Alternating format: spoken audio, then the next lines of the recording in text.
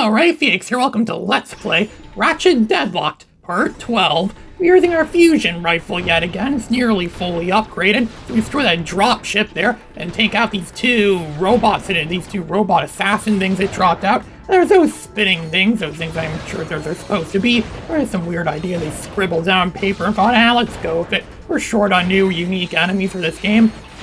It also looks like something out of a Konami game from the late 80s. This game does have some enemies that look like that of Konami villains or Konami enemies from late 80s NES games. Like those spinning things and those robot things, those heavy metal robot things with those glowing wrenches or battle axes, wherever they are.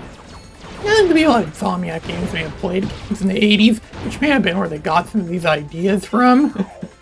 They can just one shot, one kill all of them, and constantly get new ammo, and one shot takes away half our health, so that new armor we picked up is pretty much useless yet again. And I'm sure if we didn't get any armor upgrades at all, it would be one hit and you get killed. You look at the game wrong, you get killed. You step on something wrong, you get killed. You get good thing, you don't take damage from running into walls, or accidentally dashing into a wall too. Who do have the dash boots now? Allows us to dash around much easier. I'm going to drop these. I'm going to be using the fusion rifle as much as I can so I can get it upgraded as soon as possible. Once it's fully upgraded, we're going to be unstoppable. It might even be a weapon more powerful than the Rhino in this game. The Rhino weapon in this game isn't really the best. I think I already mentioned that. And then picked up some health, which health doesn't even really do much anyways. You lose way more than 4 points of nanotech whenever you get hit. And the health refills only give you up to like 4 points or so. So one of them doesn't really do much. It's like that guy says, oh, can you give me some money for something? Oh, sure, here you go, here's a dime. Don't spend it all in one place. My grandma did that once to some beggar out on the street. Just gave him some money and she just gave my grandma a dirty look. Yeah, I guess she got what she deserved. It's doing the web swing there like Spider-Man. Spider-Man's always in need of money. At least that's how he was in the original comic books. And she got that pretty much right about him in the movie. I just recently saw a video on YouTube where someone went to that pizza place in New York City that Peter Parker worked at, that place he got fired from. Apparently they charge like $17.76 for a slice of pizza, and it's not even the best, and it's cash only too, which isn't really that good. Yeah, I don't really charge that much for pizza, but that would make sense if they did, considering how patriotic they want to be. I know Luigi was from The Simpsons, really loved that. Everything in this town cost $17.76. At the time I was at the grocery store on July 4th, and I bought a bunch of stuff, and it all equaled up to $17.76. Yeah, the most patriotic price you could ever possibly pay for something. Telling people what they want to hear about how great patriotism is in America. It's one of the greatest things there is. I mean, sure, the Europeans absolutely hate it, but Americans seem to love it. And in Europe, this game is called Ratchet Gladiator.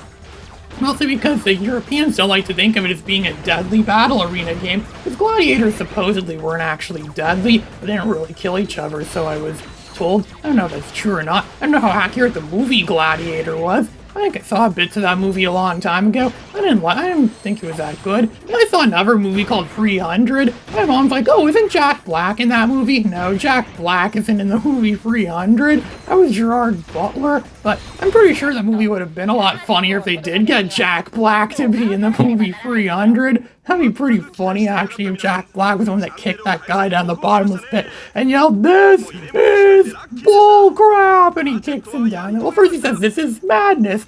This is Sparta. This is bullcrap," and gets kicked down. Some say this game has a lot of bullcrap moments. Like, I was doing all this stuff. We're going for all these death-defying risks just so we could shine these bat signal light things onto the reflector thing, so we could probably tell Batman there's some kind of emergency coming on. Remember Batman, something like that in Batman Returns, that tells him when there's a crime going on. And we're doing some more Spyro the Dragon stuff now. We're just simply flying through the frickin' rings. Don't you like flying through the frickin' rings? I like flying through the frickin' rings. This is actually easier than Spyro, because, yeah, well, sure, the controls are a little bit more complex. Use the right analog control stick to position where you're going, and use the left one to go up and to accelerate upwards. But we can also use the right analog control stick to position the, what do you call them, crosshair around so you can see where we're flying to, which is something Spyro never had. So this is technically easier than Spyro. Yeah, Insomniac Games liked making games that were easier in the Spyro games. And original Spyro wasn't that hard of a game once you know where everything is. And this game is theoretically easier because you don't really need to look for anything. Just simply play these challenges over and over again. Lava, rinse, repeat. It'd be cool if they put more variety in the challenges too. Like maybe kept it like a variety game, like what some of the other Ratchet and Clank games kind of are. Or even what Jak 3 was kind of like a variety game. Or even Spyro. And some of the challenges can vary. Like maybe there's some where you have to deliver a pizza and you have to race to that person's house before the timer runs out. You also have to be careful of how fast you're going so you don't want to get caught by the police either for speeding. I got 12,000 bolts for doing that challenge. A pathetically easy challenge, and it gave me 12,000 bolts. Money for nothing. Beverly Hillbillies. Money for nothing. They really wanted to, you know, they really wanted to be rich, but they did it just by doing nothing. So what's the point of working a lot if you don't get anything? That's the biggest problem in America these days. I just went from praising America to talking about its only great flaw. And well, it's not really an American flaw. It's just a modern developed world is that flaw in general. People get paid so little for doing so much work.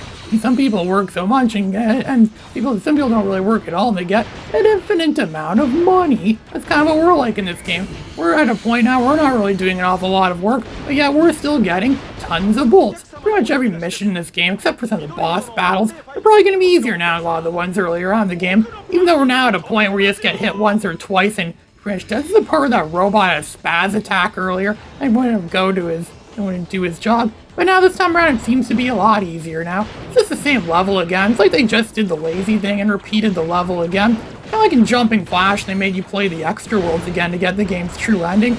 That's what this feels like, only it feels even lazier than Jumping Flash. I mean, Jumping Flash, excuse for that. I really like that game, but it had an excuse for doing some of the primitive things it did, because it was one of the first games of its kind. By 2005, 3D games are pretty well established at this period in history, this Renaissance area, whatever you want to call it. I'm just gonna let that stupid little robot twist the bolt around. I'm gonna go twisting around. I bet if he were to be in a musical band, the instrument he'd play would probably be the shin spinner or something like that. Some spinning and you sit on it, spins you around and makes sounds like I'm imagining sound. I remember they had that in that episode of Sonic 2, the animated series, when they had Chris Chan form a band. And that's the instrument he got to play. I don't know if that's a real instrument or not. The shin spinner. I mean, if the kazoo could be a real instrument, then why not? If a triangle could be a real instrument, then why not? I mean, it makes more sense that that's the instrument Ralph Wiggum would play. Only I don't think he did. Instead he took some kind of flute, I think, and stuck it up his nose, just breathed in it and made sound like make the sounds. I can't do flute sounds very well. It probably would from him just breathing into it. I think that was Martin Prince that was on the triangle. You know, the triangle, he was dinging it around. Ding, ding, ding, ding-a-ding, ding. Well, it sounds like that music box my father gave me a long time ago. He called it Jesus' MP3 player, where you grab onto the crank and you turn it around and it makes do-do-do-do-do-do-do-do. It makes like some sort of music and plays that Buddy Holly song every day, but it's like all chimey and everything like that. And that was a pretty chimey song. So that's the perfect song to use for one of those things. You know, look, this kid's gonna be asked a question. Which toy do you want? Which do you want the most? Do you want the Courtney Gears lunchbox? Yeah, the Courtney Gears. Ooh, a Clank bobblehead. I love the little Clank bobblehead. Robots are cool. Or the Ace Hardlight figure, this buff, rugged hero, new with the Kung Fu grip. No, that's the wrong choice. You don't want a robot. You want the stupid superhero who doesn't even know what 2 + 2 is. Ooh, Courtney Gears. Ooh, I love Courtney Gears. Ooh. He only has one choice now, one option. What's it going to be? And it's just this robot. It's not even really a question. It's not even really an option at all. It says you're getting the toy, you're getting the Ace Hardlight figure. He's like, hell no, I don't want no Ace Hardlight action figure. It probably has lead in it. It's probably something that'll give you AIDS if you play with it too much.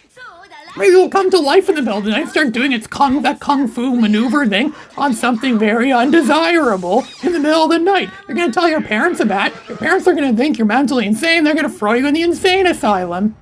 Is this really a ploy from Seaman Vox to get us all to get these kids admitted into the insane asylum? I don't know. It sounds like some sort of elaborate plan. So elaborate, he probably didn't think of it himself. He probably got, I don't know. Who could have thought of a plan that elaborate? Captain Quark? Maybe did he get Captain Quark to think of that plan for him?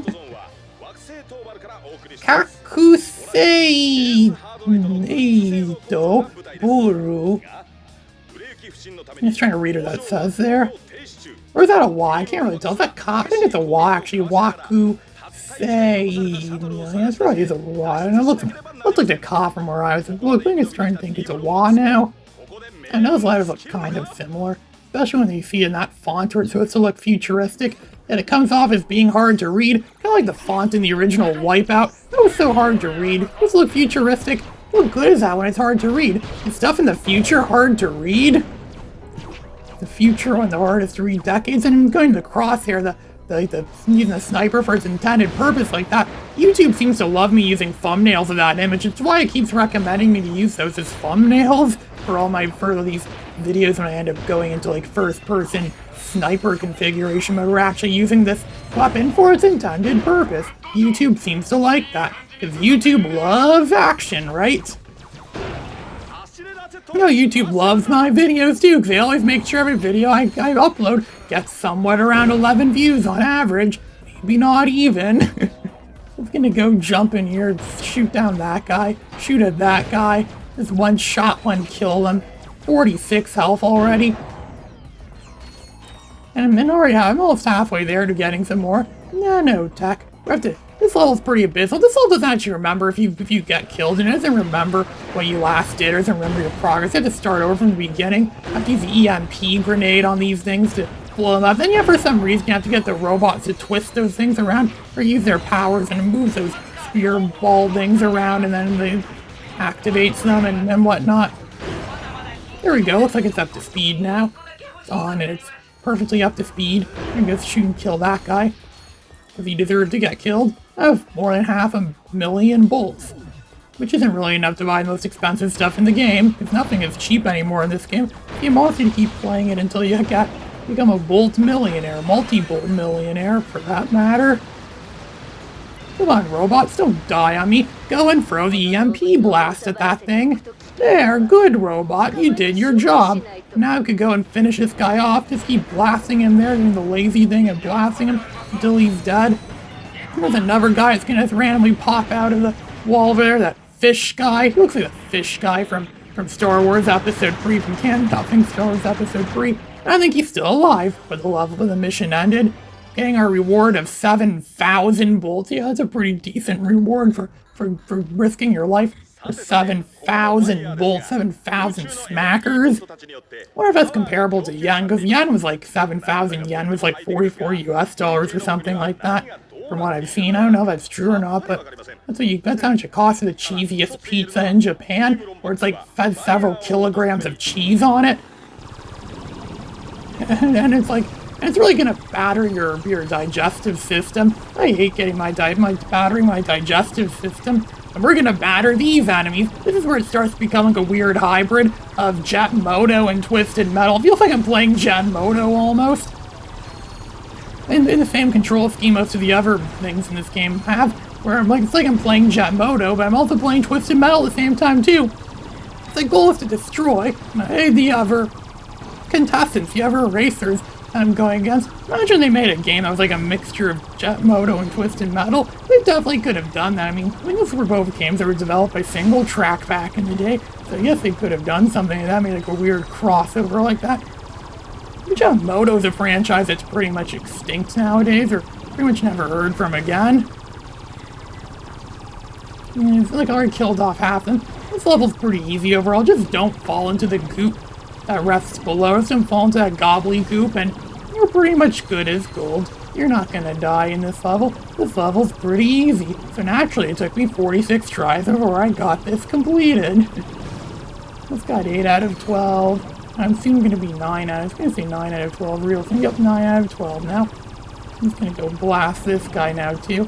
I think before I made any of these videos on the Peepo Monkey skin, there's only one video I saw on YouTube of someone using the Peepo Monkey skin in this game. It must have been made a long time ago, because in it, there's a part where after you go to the vendor, the graphical like environments disappear, and you can't really tell what's happening at all anymore, which is a problem I used to have at PCSX too before I got the newer and better version of it. But now, now I got the newest version of it for Windows 11, and it runs perfectly fine without any frequent crashes. So both of my PCs, both my Windows 11 PCs, play PS2 games better than my PS3 does. I guess it's a huge win, a huge victory for modern PCs, I guess, if you could call that a victory. Ray Phoenix, signing out.